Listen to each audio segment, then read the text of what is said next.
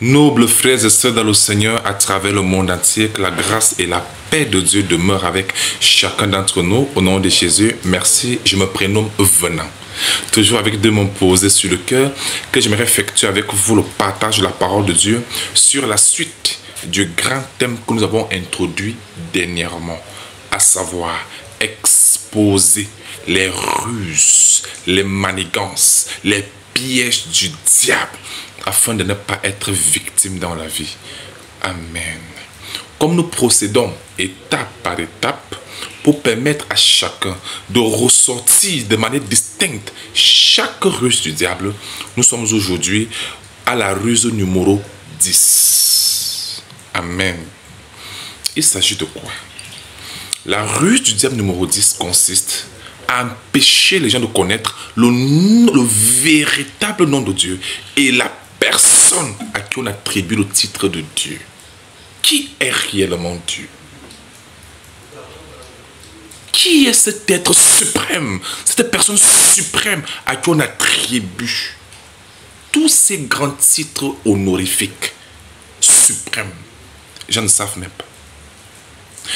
Est-ce que vous savez, le fait de ne pas connaître Dieu constitue un péché grave? Ah oui. Quand on dit le fait de ne pas connaître Dieu, on ne parle pas le fait de ne pas connaître sa puissance. Non, ce n'est pas de ça qu'on parle. On ne parle pas de ses œuvres de la création. Non. On ne parle pas de ce qu'il est capable de faire. Non. On parle de ce qu'il est réellement. Connaître la personne de Dieu. Beaucoup ne se rendent même pas compte que Dieu n'est même pas d'abord un nom propre. C'est un titre. C'est un titre suprême. Ce n'est pas un nom propre. Ce n'est pas quelqu'un. C'est un titre. Dieu, c'est un titre suprême attribué à un être suprême. Connaître cet être-là, c'est ça donc connaître Dieu. Amen. Je dois d'abord vous prouver que le fait de ne pas connaître qui est réellement l'être suprême à qui on attribue le titre de Dieu constitue un péché grave. Romains, chapitre 1, le verset 28 déclare: comme ils ne se sont pas souciés de connaître Dieu, Dieu les a livrés à leur sens reprouvé pour commettre des choses indignes. Ne pas avoir le souci de connaître Dieu. La Bible dit Dieu les a livrés. Donc quand on n'a pas le souci de connaître qui est réellement Dieu, Dieu va jusqu'à livrer la personne. Et quand Dieu livre, Satan va seulement profiter. C'est comme ça que ça marche. Les gens ne savent pas que, bien aimé, connaître la géographie, c'est une chose. Connaître toutes les sciences de ce monde, c'est une bonne chose. Mais ne pas connaître Dieu, et ne même pas le souci de le connaître. La Bible dit que comme ils ne se sont pas souciés de connaître Dieu, Dieu les a livrés pour montrer à quel point ça touche le cœur de Dieu. Lui, le Créateur. Que la créature ne se soucie même pas de connaître qui est le Créateur. Combien aujourd'hui se consacrent à chercher à connaître qui est réellement Dieu. Je ne parle pas de ses œuvres, je parle de ce qu'il est réellement. Amen. C'est pas tout, hein. Il y a 2 Thessaloniciens, chapitre 1, le verset 8 et 9. Il est écrit: au milieu d'une flamme de feu, pas à côté du feu, mais au milieu d'une flamme de feu, pour punir ceux qui ne connaissent pas Dieu. Vous avez vu comment c'est écrit? Au milieu d'une flamme de feu, c'est aux enfers. Pour punir les qui? Ceux qui ne connaissent pas Dieu. Voilà ça, 2 Thessaloniciens, chapitre 1, le verset 8. Et ceux qui n'obéissent pas à l'évangile de notre Seigneur Jésus-Christ, ils auront pour châtiment une ruine éternelle, loin de la face du Seigneur et de la gloire de sa force. Ne pas connaître qui est Dieu, et ne même pas le souci de chercher à le connaître. Aïe, aïe, aïe, aïe, aïe. C'est grave. Amen. Satan, pour embrouiller les gens, sa ruse, c'est d'amener les gens à parler de Dieu, servir Dieu. Oui, je crois en Dieu. Et dans leur tête, ils pensent que Dieu c'est une personne. Non, Dieu, la D-I-E-U, c'est pas une personne, c'est un titre attribué à une personne suprême. On demande donc qui est cette personne-là. L'Éternel, Tout-Puissant, Créateur des cieux et de la terre. Tous ce sont les différents titres de Dieu, les différents qualificatifs de Dieu, les différents titres de Dieu attribués à Dieu. Ce sont les différents attributs de Dieu. Ce qu'on demande, c'est qui est cet être divin à qui on attribue tous ces grands titres honorifiques suprêmes? Qui est-il? C'est ça la question de fond. C'est ça qui connaître Dieu.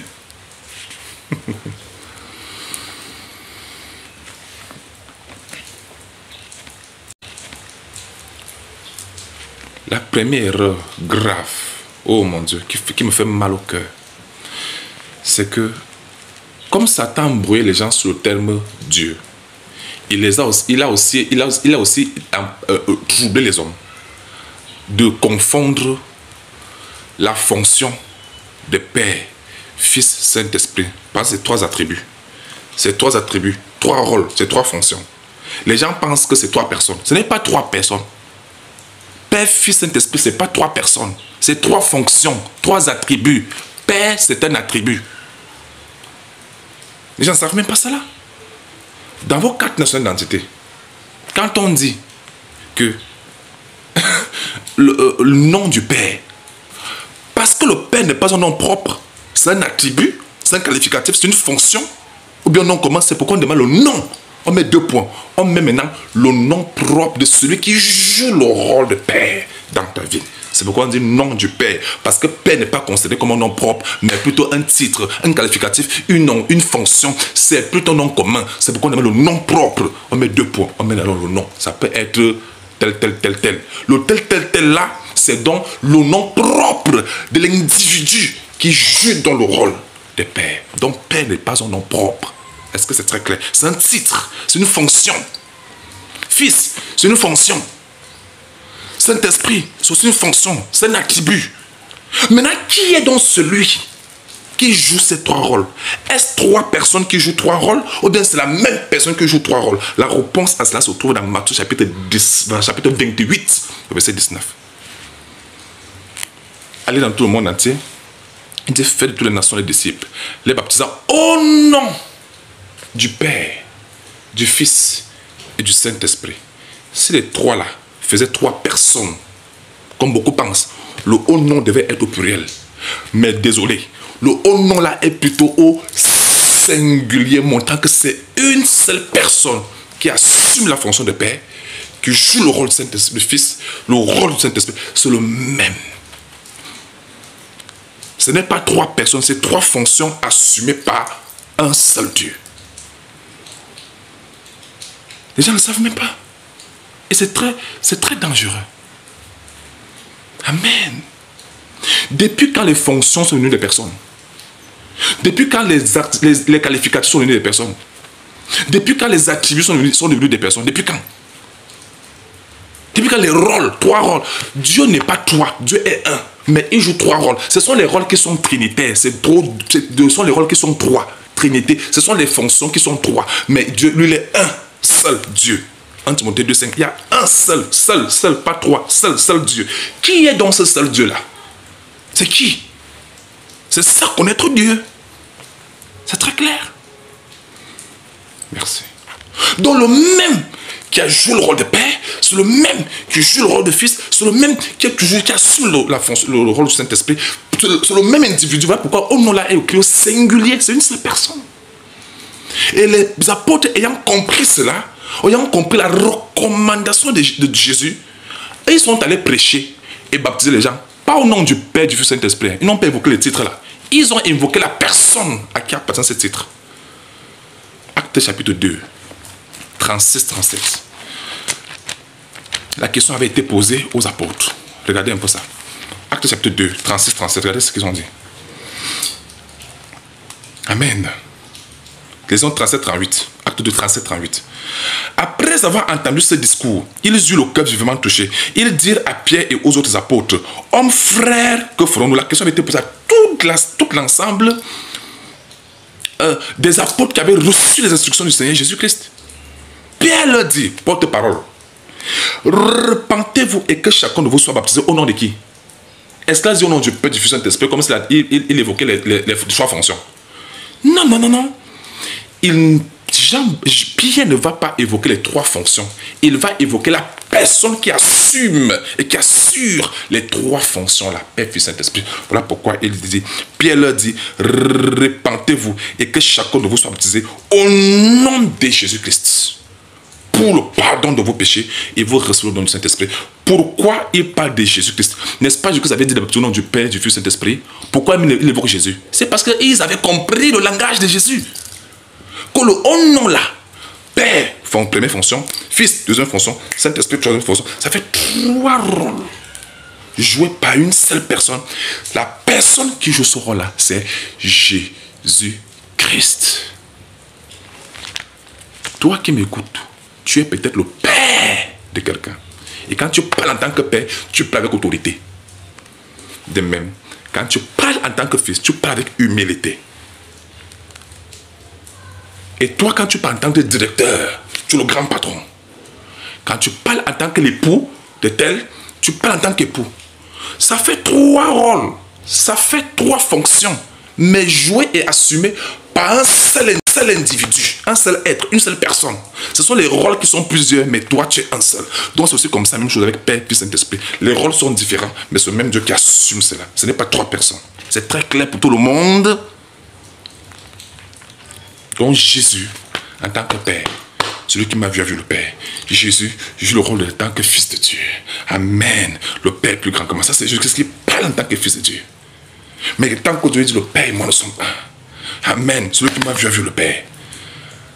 L'Esprit que le Père enverra en mon nom. Donc, l'Esprit de bon au nom de Jésus. Tout ça, c'est une même personne qui assume tout ça. Les gens ne savent même pas qui est Jésus. Désolé. 2 Timothée 4, le verset 1. Satan brouille les gens sur ces choses-là. 2 Timothée 4, le verset 1. Ne pas connaître qui est Dieu. C'est un péché grave. C'est comme renier Dieu même. Quelqu'un peut accepter, honorer tes œuvres, mais si la personne renie qui tu es, si la personne ne connaît pas ta personne, la personne ne te connaît pas. Connaître Dieu consiste à connaître son identité, sa personne.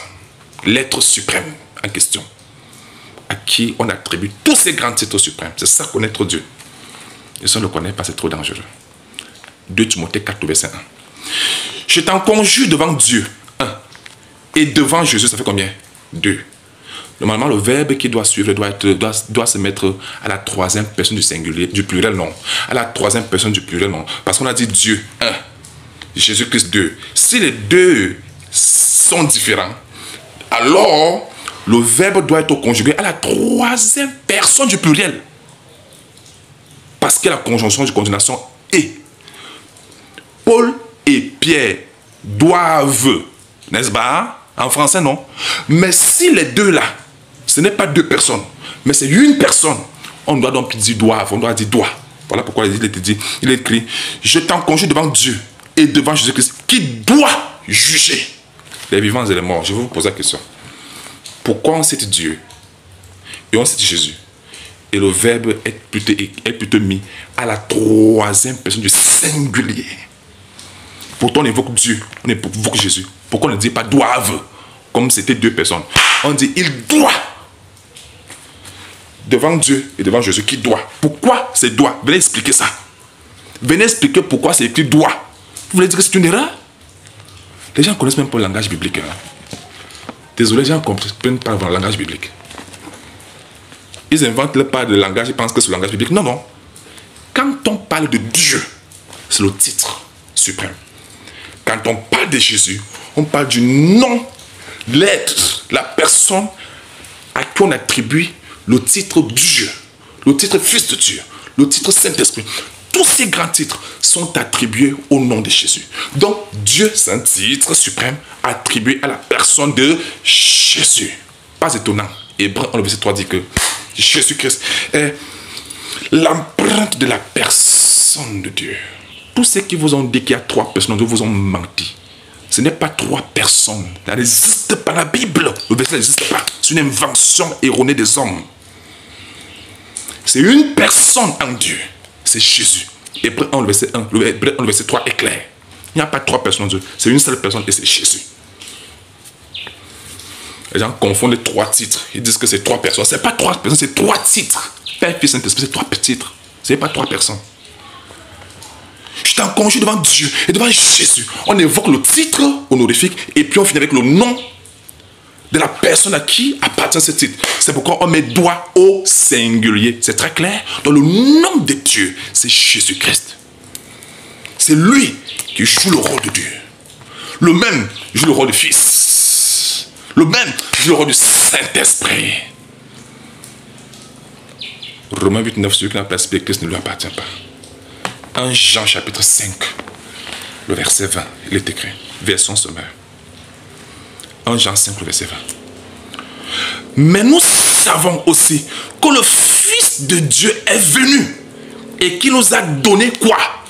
L'intelligence pour que nous connaissions le Dieu véritable. Donc ce n'est pas donné à tout le monde de connaître le Dieu véritable. Désolé, ce n'est pas donné à tout le monde. C'est une intelligence donnée par le Fils de Dieu seul. Le Fils de Dieu est venu et qui nous a donné l'intelligence pour que nous connaissions le Dieu véritable. Ainsi, nous appartenons au Dieu véritable par notre union à son Fils Jésus-Christ. Ce Fils, est lui-même le Dieu véritable et la vie éternelle. J'ai une question à vous poser. Avant là, quand vous priez Dieu là, vous priez Dieu, vous gênez pour lui, vous faisiez tout pour lui, Seigneur Dieu, Dieu, Dieu, Dieu. Vous vous adressez en ce temps-là à quel Dieu? Si dans vos têtes, vous imaginez un autre Dieu, en dehors de Jésus-Christ, qu'importe ce Dieu-là n'existe pas, c'est un faux Dieu, c'est un fantôme. Dieu fantôme, ça n'existe pas. Et c'est un blasphème parce qu'on a osé placer sur le Dieu Jésus-Christ un autre Dieu qu'on estimait être supérieur à Jésus. Tous ceux qui invoquent un autre Dieu en dehors de Jésus sont en train d'invoquer un Dieu qu'ils estiment étant supérieur à Jésus, ce qui est un blasphème. La Bible dit que c'est ce Fils-là qui est lui-même le Dieu véritable et la vie éternelle, pour confirmer ce que les prophètes avaient annoncé dans Isaïe 9, verset 5. Que cet enfant qui nous est né là, ce Fils qui nous est donné là, on l'appellera Père éternel. Voilà. Donc il est enfant côté chair, mais il est Père côté esprit. L'esprit qu'il habite, c'est le Père lui-même, c'est le Dieu puissant. Mais dans la chair, c'est l'enfant. Ne jugez pas les hommes par leur apparence. Dieu peut bel et bien être au milieu de nous. C'est une forme négligeable. Mais pourtant, c'est Dieu lui-même qui est là. Un esprit. Bien-aimés, les gens doivent se repentir d'avoir osé adorer, servir, prier un autre Dieu en dehors de Jésus. C'est un blasphème. Je vous pose une question. Qui ici peut oser établir un président au-dessus du président actuel qui vit dans votre pays? Qui peut oser? Celui qui tente, c'est la trahison. Il peut être tué très mal. Il peut être... Mais ça, c'est une trahison, une haute trahison. Personne ne peut oser établir un président au-dessus du président qui vit là, qui est là. Si c'est aussi condamnable parmi les hommes, imaginez alors oser établir un Dieu supérieur au véritable Dieu qui est Jésus-Christ dans nos têtes. Ça fait donc partie des rusures du diable. Combien de temps avons-nous servi ce Dieu qui n'existe pas, qu'on a établi, on a osé établir au-dessus du véritable Dieu, le Dieu véritable, la vie éternelle, qui est Jésus. Nous avons trahi le véritable Dieu. C'est lui qui est le Dieu véritable, la vie éternelle. Nous l'avons trahi. Nous avons établi sur lui, dans nos têtes, un autre Dieu en dehors de lui. On a cherché à justifier ça, que c'est 3 dieux, c'est 3 dieux. Il n'existe pas 3 dieux, c'est un seul Dieu. Mais bien aimé, imaginez un peu qu'on a fait le coup d'état à Dieu. Celui qui est le Dieu véritable, on l'a mis de côté, Jésus. Maintenant, nous, on adore notre Dieu. Voilà pourquoi ce Dieu-là, c'est un faux Dieu. Ça fait donc partie des ruses du diable. Pousser les gens à adorer, à servir un Dieu qu'ils estiment comme étant supérieur à Jésus, qu'ils appellent le Père de Jésus. Ils ne savent pas que le Père de Jésus, c'est Jésus lui-même. Montre-nous le Père. Cela nous suffit. Jean chapitre 14. Mais il y a si longtemps que celui et tu ne m'as pas connu, Philippe. Celui qui m'a vu, il n'a pas dit qu'il verra le Père. Non, c'est écrit que celui qui m'a vu a vu le Père. Tu vois Jésus, par le Père lui-même. Amen. Nul ne vient au Père que par moi. Il n'a pas dit nul ne part comme c'est à l'autre côté. Non, nul ne vient. Ça veut dire que tu t'approches de Jésus. C'est lui le Père. Venez à moi. Vous tous qui êtes fatigués, chargés, je vous donnerai du repos. Donc quand je disais que nul ne vient, le venir là, c'est-à-dire qu'il ramenait les gens vers lui. Pas nul ne part. Pas partir, mais venir. Il ramenait les gens à lui. Parce que c'est lui le Père. Un esprit. Mais homme dans le corps. Mais l'esprit et le corps, ce n'est pas deux personnes, c'est une seule personne. Or, le corps est soumis à l'esprit. Toi qui m'écoutes là, disons que tu t'appelles Paul. Il y a Paul esprit, il y a Paul corps. Ça ne fait pas deux Paul, hein? C'est toujours Paul. Le Paul esprit là est supérieur à Paul corps. Paul chair.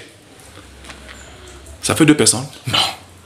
Le Père est plus grand que moi. Parle de l'esprit qui est en lui, qui est normalement plus grand que le corps. N'est-ce pas normal? Ça fait donc deux personnes. Voilà pourquoi on dit que le Père et moi, nous sommes un. Jean 10, 30.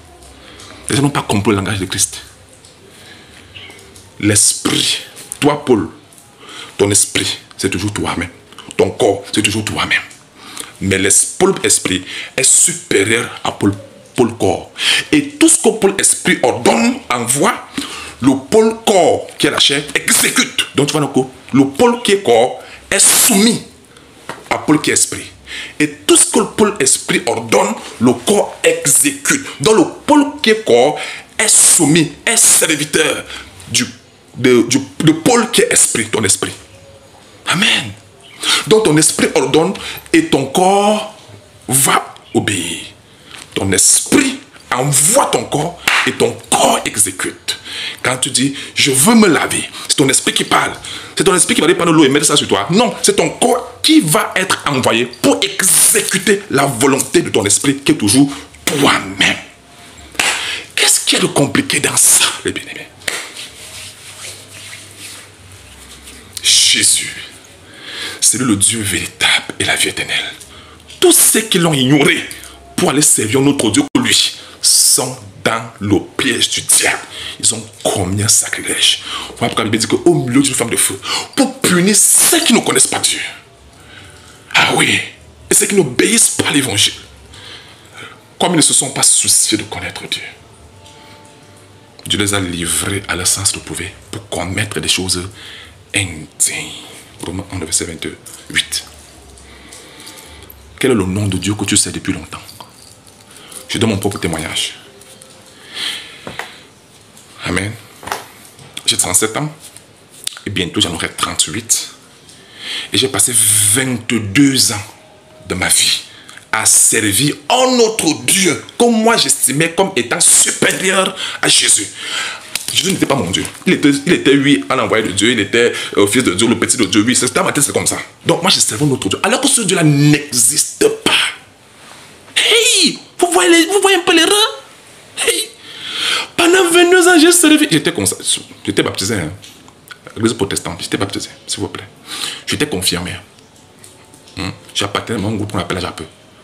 Mais dans tout cela, moi, je servais le Dieu, comme moi j'estimais, il est supérieur à Jésus, que Jésus est le petit. Il y a un Dieu Père là, celui qui est puissant là, celui que moi j'essaie. Alors que ce Dieu n'existe pas. C'est le Fils là qui est en même temps Fils, en même temps Père. Mais moi je ne le connaissais pas. Donc ça fait même pas longtemps alors que je commence à servir. J'étais obligé de demander encore Jésus, pardonne-moi. Moi je pensais que tu n'étais qu'un petit, mais tu n'étais même pas Dieu lui-même. Alors les prophètes avaient annoncé que c'est lui-même. Et les bien-aimés, ça fait combien de temps que tu sais le Dieu fantôme là? Ça fait combien de temps? Il faut que ça change. Revenons au Dieu véritable. Car quiconque ne le connaît pas est dans une erreur grave. Au milieu d'une flamme de feu.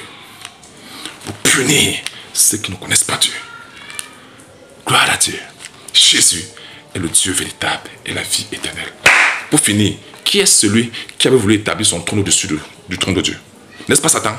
Donc c'est Satan qui met dans les têtes des gens de penser qu'il existe un Dieu supérieur à Jésus. Mais Jésus n'est pas Dieu. Mais il y a un autre Dieu. Ça, c'est l'esprit du diable. La Bible appelle ça l'esprit de l'antichrist. Dans 2 Jean 1, verset 7. Faisons attention. Jésus-Christ est le grand Dieu des cieux, manifesté en la personne de Jésus. Amen. Ce Fils, c'est lui-même qui est le Dieu véritable et la vie éternelle. Comment est-ce possible? Dieu n'est-il pas tout puissant? N'est-il pas capable d'être en même temps au ciel, en même temps sur la terre, en même temps au nord, en même temps au sud, à 100%, à moi, en toi, il est partout, il joue différents rôles, il a différents endroits, sous différentes formes, mais pourtant c'est le même Dieu. Pourquoi pouvons-nous oser limiter Jésus? Il est le grand Dieu des cieux, manifesté en chair. Le monde entier doit venir se prosterner devant Jésus et demander pardon. À la mention du nom de Jésus, tout le monde flotte dans les cieux, sur la terre, le voilà. Seigneur, pardonne-moi. Pardonne tous ceux qui sont ignorants, qui viennent de la vérité avant qu'il ne soit trop tard. Que le Seigneur vous bénisse. Amen. Le monde entier doit s'excuser devant Jésus. Très clair.